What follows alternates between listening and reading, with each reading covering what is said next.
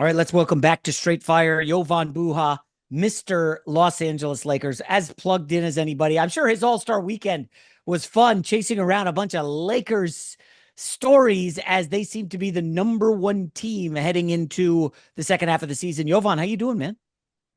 I'm doing well, man. It's good to see you. Yeah. It was All-Star break fun for you? Were you at the parties hobnobbing with the players?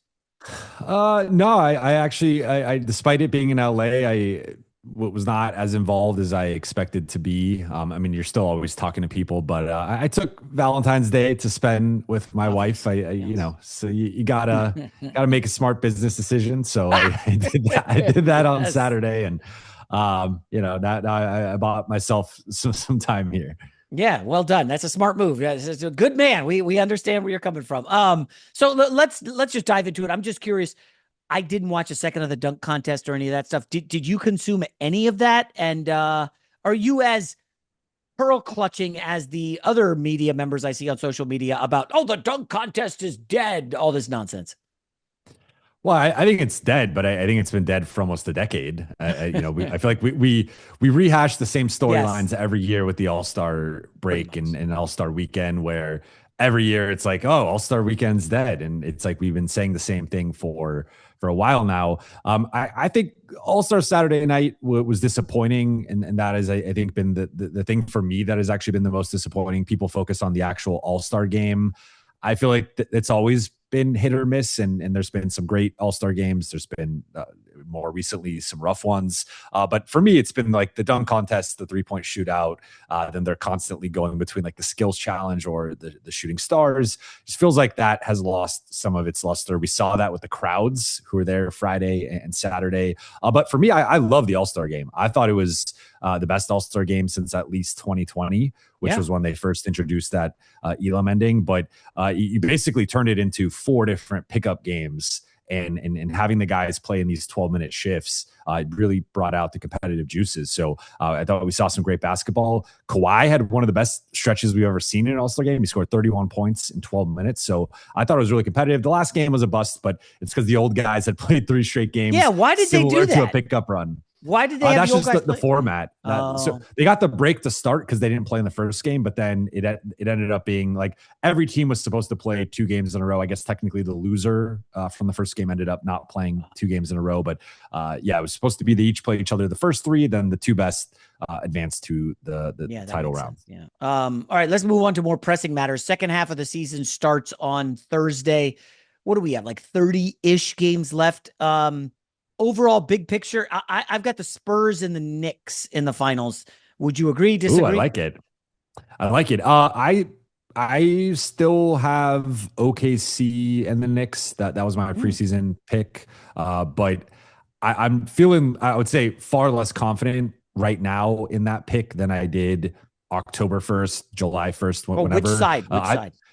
On both sides, honestly. Oh, Like to your point, I mean, San Antonio's 4-1 against OKC this season. So San Antonio's had their number all season long. And I don't think it's fluky because they had the stretch there where they played back-to-back games. And it was like the big talking point coming out of the first one was San Antonio has their number. Like, how is OKC going to respond? And then San Antonio went out and beat them again yeah. right after. So it's like, I mean, they just play, with Victor and their athleticism on the perimeter and their guard play. Like they just have OKC's number right now, so they could beat them. I think full strength Denver is the one that's looming out there where they have not been healthy all season, and they might not get healthy. That just might be how this all plays out. But I think a fully healthy Denver team, to me, is right there with OKC for best team in the league. I would even put them ahead of San Antonio. So I think the West is going to be one of those three teams: OKC, Denver, San Antonio. I still will give OKC the nod. I think they have the largest margin for error. They have the best depth, and I mean, they had the historic start to the season. Like they haven't been the same team, but I think they'll be fine come playoff time. In the East, though, we got to look at what Detroit's doing. Oh, do Boston might be we getting Tatum back. I think stop? Come Detroit. on. Detroit has played well. I mean, they just blew out the Knicks. They They just played did, them yeah. not too long ago. Highly motivated. Kicked their butt, but I think they at least like deserve respect. They deserve a Yes, nod. they're good. Boston's the biggest wild card of like, I don't think Tatum's going to come back and be like an all-star level player or some like crazy difference maker, but there's a small percentage chance he does do that. And if he does, like that elevates that team to a different But wait, stratosphere, right? So let's pause. Hold on. You think He's definitely coming back. I think he's coming back. Yeah. Oh, damn. I think that's where this has been trending. Yeah. That seems, doesn't that seem forced? I mean, it would only be a little bit. Look, I tore my Achilles a couple years ago playing basketball, and I definitely had the full 1 year recovery until I felt okay to play again. So, you are playing coming again. Back. Yeah, a little bit. I saw I didn't get the media invite. I got to talk to our friend, talk to McMenamin McTen about that. Yeah. But yeah, I would, I mean, it's early, but he wants to come back. And if he's capable of coming back, I get it. It's just, to me, I would sit him out the rest of the season. It just seems like he's pushing to come back in March. Well, I wonder if that's him or the Celtics. I think more so him, but they seem to be open to it at least. So let me just quickly go to the West before we get to the Lakers. So OKC's up on the Spurs by 3, followed by the Nuggets at 3rd, and then Rockets 4, Lakers 5. Mm-hmm. This would be terrible for my Spurs prediction if they have to face the Nuggets second round. I would love it for OKC to have to go through Denver and the Spurs, not just one of them. I think that will obviously, because that's just too tall an order for a young Spurs team. Beat the Nuggets and the Thunder? That they're not doing that. I agree. I mean, I think to me that they're probably out in the second round, and it ends up being OKC and Denver in the conference finals. Then it's just a war of attrition at that point. Who's the healthier team? But look, San Antonio, like the thing working against them right now is they've not won a playoff series together yet, right? Like this is a group. Wemby's yet to play in the playoffs. Stephon Castle, Dylan Harper, De'Aaron Fox is like the elder statesman, having played in one playoff series and lost in the first round. So like they just have a relatively inexperienced group, both together and individually. And how these things go, if you think about, go back to last decade and the Warriors, like they had the one season, they make the second round, they lose to the Spurs. The next season, they actually lose in the first round to the Clippers. Then the next season is the big jump. They win 67 games, win their first title. So these things don't even have to necessarily be linear, but I do think there's a historical precedent of young teams go through their lumps. In even the OKC, we just saw them win a title 2 years ago, lost in round 1, then they lost in round 2, then they won the title. So we do tend to see these teams kind of advance. So for San Antonio, even I think winning a round would be a major step in the right direction, despite how great they've been in the regular season. But I think right now, to me, they project more as a team that loses to OKC or Denver in round 2. But certainly, like, I mean, Wemby special. I love Stephon Castle. De'Aaron Fox is an all-star. Like they have a shot to at least make the conference finals. I just think based on experience and how these things go, I do think they probably lose round 2. Okay. So the trade deadline came and went, not a ton of activity. And now we get this story that the Lakers were passive at the trade deadline because they want to save all their cap space for the summer. Meanwhile, you had a bunch of teams making moves. Utah, surprisingly, was like, we're done tanking. We're going to try to go for it. And then, of course, they sit Jaren Jackson. Oh, he needs surgery, blah, blah, blah. But let's go to the Lakers. Obviously, you know them extremely well. There wasn't a lot they could do at the deadline, and preserving cap room is the move. I think it's the obvious is they're going to aim for Giannis, right? And then the question is, if they strike out at that, or first of all, can they get Giannis realistically? I think so. I don't think they're the favorites, and it really comes down to what type of package Milwaukee is going to want, because the Lakers can offer them something of a cap reset here, where they could trade them Giannis into their space, especially if the Lakers can clear, trade some guys and clear even more space. They can offer them the 3 picks and just dumping Giannis basically on the Lakers. And then that would create a giant trade exception, which Milwaukee can use in other moves to potentially recoup even more assets. So they'd be getting the 3 picks from the Lakers, which is technically 2 picks plus like the rights to their draft night guy in 2026. So, they could draft on behalf of Milwaukee, but they could do that, or they could actually expand it into like a 3-team deal where, let's just say, for example, Philly wants to get off Paul George and they're willing to attach picks to get off of his contract. You could have a situation where maybe Paul George gets rerouted to Milwaukee, who, I mean, they're probably going to have a long rebuild here of at least a few years. Like they got the Dame contract stretched out in their cap. Like they're not in a good position to rebuild quickly post Giannis. Maybe you get a pick or 2 or a pick plus something from Philly in addition to the 3 picks from the Lakers.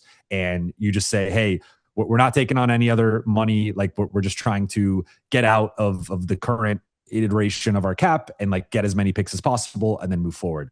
Now, that all said, I don't think that's the most likely outcome here. If any of these other teams are willing to put like a blue chip player on the table, I think Milwaukee is going to go in that direction. But okay, Giannis pause. Hold on. Yeah. Well, give me a blue chip name. I floated Paolo Banchero at Orlando, and it's I think that's a great example of a blue chip name. I think Houston and San Antonio were not interested in Giannis at this deadline. But if you're Houston, who they've been trending in the wrong direction here, they lost Steven Adams. They haven't been playing as well lately. If you're Houston and you lose in round one, potentially again, and I mean, now you got this whole KD thing that they potentially got to deal with the burner and what he was saying about teammates and stuff. Like, if this Houston season goes south and they lose in like 6 or 7 in the first round, then all of a sudden you potentially are looking at your core as, do we stand pat and like let this continue to build, or do we make more of a win now move?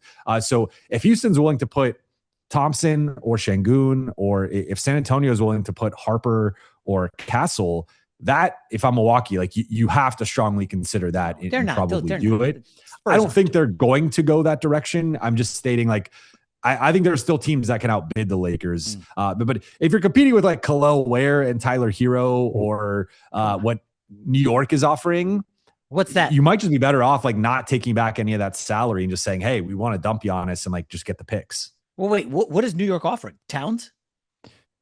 I mean, I think they were trying to offer Towns elsewhere to then either get more assets or a different player to offer for Giannis. Okay. But to be clear, I don't think the Lakers are the favorites. I think it would have to be the offers are like really underwhelming, and the Lakers are maybe in like the 2 to 4 teams Giannis is open to going to. If both of those things hit, I think there's a real chance. But we're talking about a couple ifs here. So you said a lot. I'm going to start with the last thing you said. And nobody seems to be talking about this. What if Giannis straight up says, I don't want to go to Orlando, Philly, where I want to go to the Lakers? What if he just says, I want to play with Luka? Luka's not like the Lakers guy. He wasn't drafted there. I don't want to go be second banana to Steph Curry in Golden State. I don't want to go to the Knicks, who's Jalen Brunson's team and all this stuff. I want to go to the Lakers. First of all, do you see him saying that? And B, isn't he well within his right to say, like Anthony Davis did, I want to go to the Lakers. I'm not signing anywhere unless I go to the Lakers. He's well within his right to say whatever he wants. And he certainly has, or said stuff behind the scenes and then walked it back publicly. Backpedals. I don't see him saying outright he wants to go to the Lakers only, but I can see the Lakers being on the short list with probably Miami and New York and maybe somewhere else. I think one thing that has to be factored in here when we're talking about Giannis and where he potentially wants to go back to the Luka trade and in the immediate aftermath of that. Giannis was asked about just sort of the trade and his thoughts on it. And he said at that time, I'm paraphrasing here, like, I believe all the big European stars should play in big markets. Like, ooh, I would love to see Jokic go to the Knicks and play in New York. And he was like, it's great that Luka's going to the Lakers and playing in LA. So even going back then, Giannis was talking about the allure of a European star going to a big market. And the only team that he has been on I guess sort of record being attached to was go back to the summer when Shams reported that he had interest in going to the Knicks, and the Knicks were the one team. He went to Milwaukee and said, like, I would be open, but he did it too late in the summer. They couldn't pull it off. Now he was attached to Miami and Minnesota during this trade cycle. I don't know how real any of that ultimately was. It didn't end up playing out, but I think if we're looking at least at those 3 teams, it's 2 big markets in New York and Miami, and then a mid-tier market in Minnesota. So I think he's probably trying to go to a big market here, whether that's the Lakers or New York or Miami. We'll see how that plays out. But I think he market size is going to matter, and I don't see him going to Portland, for example. Like, no. They have Milwaukee's picks, so Portland can make a competitive offer of giving Milwaukee their picks back, or even Atlanta. I think Atlanta can make. They have some of Milwaukee's picks. It's just, I don't think those are the types of markets he wants to go to. Okay. So the other thing, you went and talked all about the Lakers and getting Giannis, and you didn't say Austin Reaves. It sounds like you think there's a world where the Lakers could get Giannis and not give up Reaves?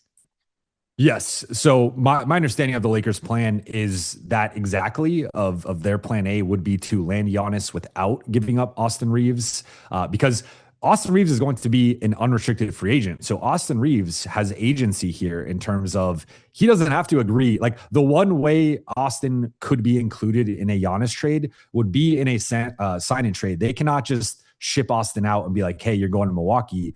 Austin would have to agree to a sign and trade. And there aren't a lot of teams that have cap space, though. I think if Austin was on the market, there would be some teams that could move some money around to create more space. But you even look at, Brooklyn has cap space, Chicago has cap space, the Clippers have cap space. He could go, you stay in LA and just go across several freeways to get down to Inglewood.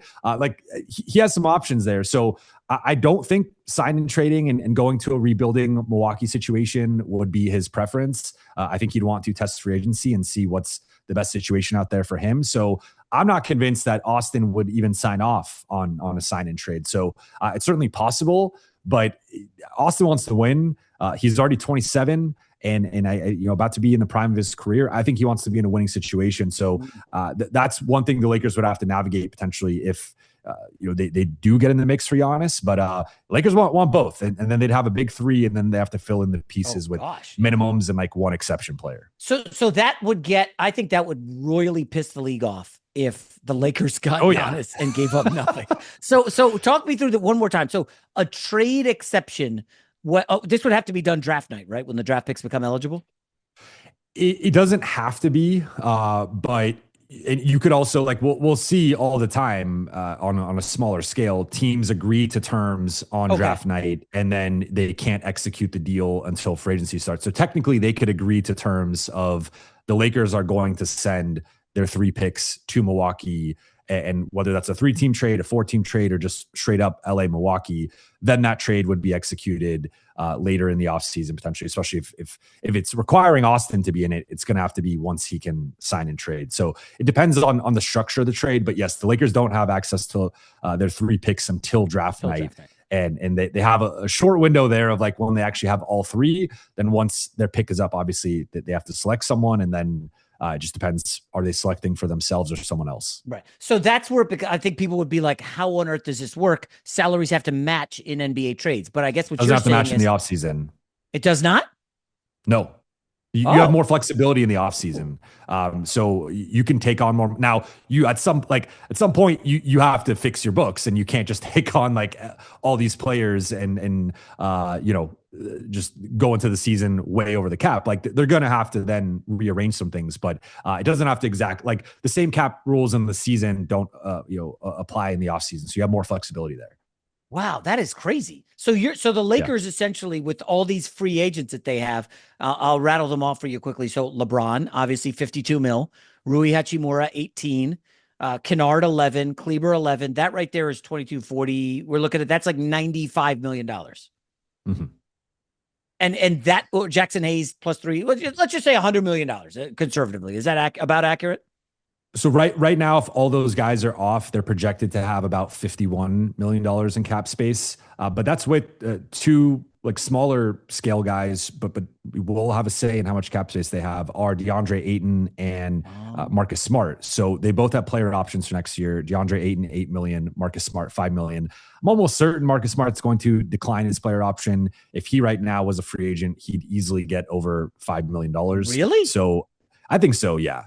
With the season he's had, I think he's arguably been the Lakers' 4th best player in totality of the season. I mean, it's between him, Rui, and DeAndre, but DeAndre has not been playing well lately. Rui has been playing better recently, but was kind of up and down earlier in the season. So I think Marcus, you could make a case, has been their 4th best player. But I think he'll have more of a market outside of the $5 million. I don't know how much more. I think he's around maybe a $10-12 million player.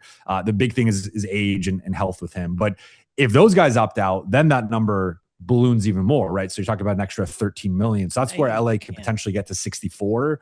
But then you also, if you add in the pick and who they draft, then that drops to, by another 3 million. So they have somewhere between 50 to 60 million to play with, depending on what they do. But in this scenario, you are letting go of LeBron James. You are not keeping LeBron. And you're also letting go of Rui, who they've been very fond of. So there's a lot of moving parts with this where it's tough to project how it's going to play out. But assuming they let those guys walk to get Giannis, that's the pathway for the staff. It's a really tough sell to the Bucks fan base that the ownership says, "Hey, we just traded one of the best player in our franchise history. Sorry to Lou Alcindor, and we got 3 picks and cap space." That would be. That's why I don't think it's the most likely scenario. Again, I want to make that clear. I think, Miami can offer 4 first-round picks this summer. So maybe Miami comes in with, we'll give you Hero, we'll give you Jaquez, we'll give you Khalil Ware, we'll give you. But I don't want all those guys. Can someone beat that? But do you want all those? And why would Giannis want to go to Miami when they're gutted and it's Giannis and Bam Adebayo and a poo-poo platter of guys? Oh, that's fair. They're not top 4 in the East. It's tough to find a clear fit, I think, in terms of like making the salary work and also him remaining competitive and having like a better chance than, I guess New York is maybe the closest, I would say, but you still have to give up probably a couple starters to realistically add him. So can the Lakers find another draft pick? Is there, I guess there's no real market for LaRavia, Ayton, Vanderbilt. Nobody's giving up a first for any of those guys, right? No, I think if there was a situation where they were going to sign and trade Austin maybe somewhere else, I think they could get some draft capital for him. If there's a team that really loves Rui and you can sign him, maybe you could give him a little bit more money than what that team can offer. Maybe they attach something for that, but realistically, I think it's going to be tough for them to add a pick. It probably would have had to have happened at this deadline, and the fact that they didn't do that, they're probably stuck at the 3. All right, we can wrap up with LeBron. Swaps, they got 4 swaps, but yeah. Well, and the swaps too. People love a good swap. We can wrap up with LeBron. So it's funny. The guy's been on top of the league forever, and now we're talking about him as cap space. He's still averaging 22, 7, and 5. The defensive numbers are not good. We had Rick Bucher on last week, and it was essentially, so he's staying with the Lakers on the cheap, or he's going to Cleveland on the cheap, or he's retiring. Is there a door number 4 that I'm not aware of? Is somebody going to pay LeBron? If you look at the teams that are projected to have cap space, again, I think the 4 that are projected to have 40 plus million are the Lakers, the Clippers, the Nets, and the Bulls. I don't see him going to any of those other 3 teams. So it really is, I think, going to likely be the Lakers, either some sort of discount. I don't see him taking a minimum contract, but is it 15 million? Is it 20 million? Is it somewhere in there? But then remember, they got the 50, 60 million in cap space. If you're re-signing LeBron now, even if it's at a much lower number, that does eat into your overall space and spending power. Then Cleveland will likely only have a minimum unless they move off a lot of money to create an exception, because they're right there at the second apron. And then maybe, I don't know, is there another team that enters the mix that he wants to go to? In the past, he's been linked to Golden State, Dallas, New York. The New York one I don't really see, just because of the James Dolan stuff, and I don't think he's been a big fan of him through the years. But maybe there's a wild card team that comes in. But realistically, I think it's going to be Lakers, another team that's likely the Cavs, or retirement. And but either way, I think he's going to have to take a pretty big pay cut. And it's not even due to his production or his play. It's really just the financial options that are out there. He's still, he just made the All-Star team. He's still producing as an All-Star level guy. It's just based on right now the Lakers plans and then what else is out there. Unless he wants to go to Brooklyn and just make the most money and be on, no way. It's not going to happen. So realistically, looking at the options, there's almost no option that gives him what he's worth financially and competing. So he's got to kind of pick between the two. I think he'll pick on the competing side. It's sad. We just saw Chris Paul kind of go out with a whimper, the ugly stuff with the Clippers. I don't even know what team he ended on at the end. And then he was just like, I'm retiring. Toronto, come on. Yeah. And that was ugly. Now, LeBron's producing way better than Chris Paul, who's had a ton of injuries. He's not going to go out like that. He's no, hell no. It feels kind of sucky, but whatever. I want to go back real quick to one other thing. So let's say the Lakers strike out on Giannis. I don't know where he goes. Let's just say it doesn't really matter. What's plan B for the Lakers? Can they refit this roster similar to what Luka had in Dallas? is there a PJ Washington role to be had for a Rui? I like Austin Reaves in the Kyrie Irving, Batman Robin role. And then it becomes like, can you find rim protectors? Nick Claxton, Walker Kessler. Well, I don't know what's going on in Utah. Walker Kessler sounds like he wants a lot of money. I don't. Is he good enough? Can he beat Derek Lively and Daniel Gafford? Can they get Daniel Gafford? I think he's a free agent. Maybe not. I don't know. But it feels like, okay, so plan A is Giannis. Plan B is, I don't know. Plan B is less clear. They're going to go after the top restricted free agents. If you look at this free agent class, it's a pretty underwhelming class. Like, you can make a case that LeBron is the best player in free agency, just full stop, which is not a slight at LeBron. It's just like, if you look at all the big money guys who are entering free agency it's like, DeMar DeRozan or some like older all-stars or guys who like aren't really going to give the Lakers what they need. So I think the best available young players are the restricted free agents, and that would be guys like Walker Kessler, Peyton Watson, Tari Eason. So I think those are going to be some of the guys that they look at. Walker as the long-term center solution, and then Peyton Watson and Tari Eason as like those 3-and-D wings that could start and play next to Luka, Austin, could play next to a Rui, etc. Now, in my opinion, I think they need 3 new starters, assuming LeBron is not back. If LeBron's back, then it's 2 starters. But I think they need a long-term center, and then they need 2 3-and-D type wings around Luka and Austin, similar to what Dallas had with PJ Washington and Derrick Jones Jr. Now, how they get that with the 50 to 60 million, I think it's going to be tough because restricted free agency, typically teams keep their players, and then if they're in a tough financial spot, they'll just flip that player or flip someone else down the road. But you rarely see high-level restricted free agents switch teams. So that's one thing. Then you look at the unrestricted free agents, and it's like, Mitchell Robinson might be the guy who makes the most sense. Like, I like Mitchell Robinson. Yeah, I like him, but I think he's either like a low minute starter or like a high minutes backup. Wait, hold on. Walker Kessler is going to want a shit ton of money. You could get Mitchell Robinson for half the price, right? Maybe not. I think it'll be more than half, but maybe 60 to 70% of the price. And now I like him. He has an injury history though. He has the injury history, and New York has been cautious with his minutes the last few years. You've seen like, dunks aren't everything for a big man, but sometimes dunks are more of an indicator of like how athletic a big man is, right? Yeah. And you look at like his dunks 4 years ago to his dunks the last 3 years, it's like a huge drop off these last 3 years, and just he's sort of shifted role. So I think he's kind of like a Steven Adams to me, and they have a lot of similarities in their games, but like high minute backup who can play in some double big lineups and can even close games for you. But you probably want a starter in front of them who's playing like 30 plus minutes, and then they play a little bit together. So I don't know if he's the answer for them. Then outside of that, it's just a really underwhelming rest of the free agent class. So one other thing the Lakers can do, and I'll give you an example, is they can also acquire players into their cap space, similar to the Giannis plan, but on a smaller scale with like all their starters. So for example, OKC is coming up on a big financial decision where they're probably going to have to pick between Isaiah Hartenstein and Lou Dort, and probably have to get rid of one of those guys realistically, unless they can move some other money around.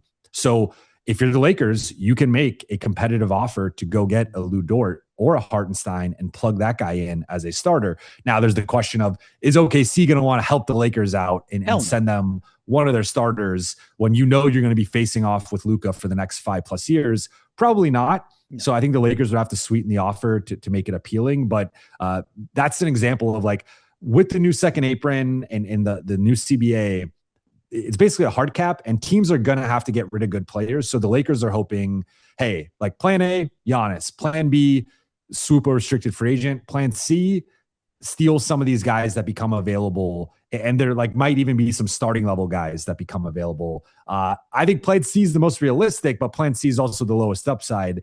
And so for me, I look at the Lakers situation.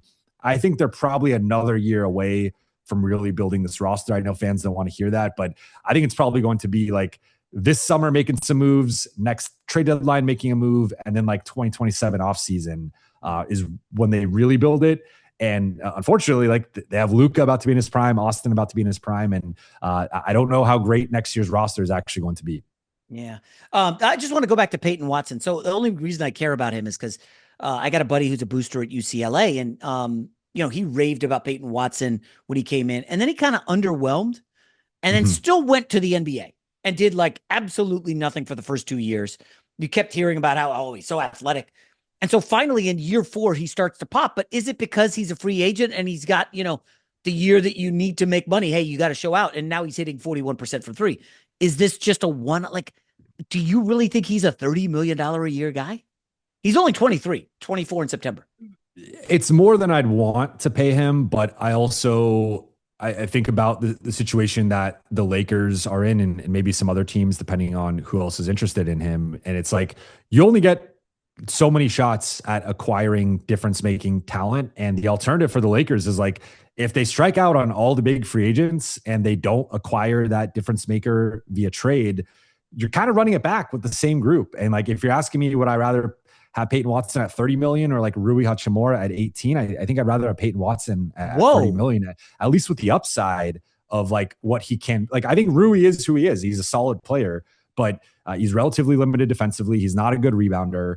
And I think he's more of like a high level bench guy. Mm-hmm. Peyton Watson has popped this year. I think he's been Denver's 4th best player. Now, to your point, it's a contract year. And guys have been in and out, right? Like Aaron Gordon's been injured, Cam Johnson, Christian Brown, Jokic was out. So like he's had more usage to assume and take on a bigger role. But there's questions if he could do that, right? Like we view him right now far different than we viewed him even as recently as like the playoffs when Denver desperately needed someone to do something like Malone this. Wouldn't play him. Yeah. Malone wouldn't play him. So I think at this point, he with the age and the pedigree that he has, he is someone who's going to be one of the top guys this summer. And for the Lakers, I think 25 to 27 is probably a more appropriate range for him. But the thing is, you're also competing. Like, I think to steal a restricted free agent guy, you probably have to overpay a little bit to be like a $25 million guy. You probably have to pay $30 million to make the team think twice. But that all said, I think if Denver's smart, and we'll see how they handle the situation, I would prioritize him. And I'm trying to get off Cam Johnson. I think that's the one where they made a bit of a mistake with with trading the first in MPJ for him. He is not. I mean, MPJ's just been straight up better than him this year. He's an all-star candidate in the East. Like, I think that's the move that if you can flip Cam Johnson somewhere else, they can keep Peyton Watson. But I do not let Peyton Watson walk if I'm Denver. Like, he's too talented. Wait, so let me just quickly see what Cam Johnson's making. I said 21, 23. Okay, so Tari Eason is the guy I really like. Yeah, that's not terrible. I loved him coming out of LSU. He's tough. He's hitting 46% from threes. I know that, again, similar to Peyton Watson, is this a contract year? But it's a very small sample size. I think he has an injury issue as well. He can't stay healthy. But does that mean you could get him for, say, 15 to 18 mil? Like, I would take Tari Eason in the PJ Washington role over Rui Hachimura. Same. I think he's going to be probably in like closer to 20 to low 20s range, but I think he's actually the most, like, if you're, I would say the top 3 restricted free agents in some order are Walker Kessler, Peyton Watson, Tari Eason. I think in terms of how realistic they are to get, I would rank them Eason, Watson, Kessler. So Eason to me is the one that, when you think about the full strength, fully healthy Houston Rockets, the starting group is probably Şengün, Jabari Smith, KD, Amen Thompson, and Fred VanVleet. And then you have like Reed Shepherd, Steven Adams, Eason, and some other guys off the bench. But because of that, like, Watson is factoring in as probably a long-term starter in Denver. Utah turned down multiple trade offers for Walker Kessler, and is prioritizing keeping him, having that big front court. So I look at Houston as like, if Houston has to make a concession somewhere, they have several guys, like the extensions are kicking in. They're going to have to pay Amen Thompson. They have their starters in like top 7-ish kind of locked down. I don't know that Tari Eason necessarily fits into that, especially if he's making 18, 20, 22 million, whatever that number ends up being. So I look at Eason as a guy that is somewhat realistic, at least in comparison to Watson and Kessler. And to your point, multi-positional defender, tough, hard-nosed dude, can play in bigger lineups, can play smaller lineups, and also shooting the ball really well this year. So I think he checks that 3-and-D box, and I think it'd be a great addition for the Lakers. My one thing is, I think they're going to pull off like one move, right? Like, let's just say it's Tari Eason. You get him. I think this group still needs multiple pieces. So it's like, I think they can pull off the one move. Can you pull off 3 moves? Can you pull off 4 moves? That's where I think that there's less confidence on my end. Well, that's where it comes in like, hey, LeBron, will you come back on the cheap? And he's probably going to be like, bro, I'm not taking less money than Tari Eason to play for the Lakers. I mean, well, which is fair. Well, we're not like, doing it's it. Fine, fair, that's fair, but we're not doing that. By the way, I looked it up. Peyton Watson averaged 3.3 points per game as a freshman at UCLA. It's come a long way. He shot 32%, 22 on threes. He's come a long way. He's still young. This guy was big time. I mean, he was a big time high school player out here in LA. But again, like I'm leery. That is such a weak group of free agents. We didn't drill down on Walker Kessler. I forget where I read it. It might have been, I don't know who wrote it, Windhorst or somebody in Denver, about how Walker Kessler's people are trying to get him out of there. Have you heard any of that? Tim McMahon said it on the pod. Well, he didn't. Maybe not try to get him out of it. He had said that he thinks the number is going to be at least $25 million for Kessler. Gosh, so this is a problem. Like, the new CBA sucks. Everybody wants a ton of money. There's not enough money to go around, and if you don't draft well, it's tough to retool. I mean, Cowherd keeps saying like, "Well, look at Spurs, look at OKC." I'm like, bro, they were down for like 5 years. They were terrible. They couldn't make the playoffs. They drafted in the top. You draft in the top 5 every year, you're going to have good players. The Lakers had that. I think you were covering the team, right? With Ingram and Russell, and who was the other guy? Lonzo. And they said Julius Randle and Clarkson and Kuzma. I mean, they had the baby Lakers. We want LeBron. We want Anthony Davis, and we got a title. So the Lakers got a title out of it. The question is, can they do that with Luka? I'm confident because I still believe in Luka. I guess last thing on Luka. Are you one of these believers that he's still like yo-yoing in and out of shape, and he only has 3 dunks this season and stuff like that?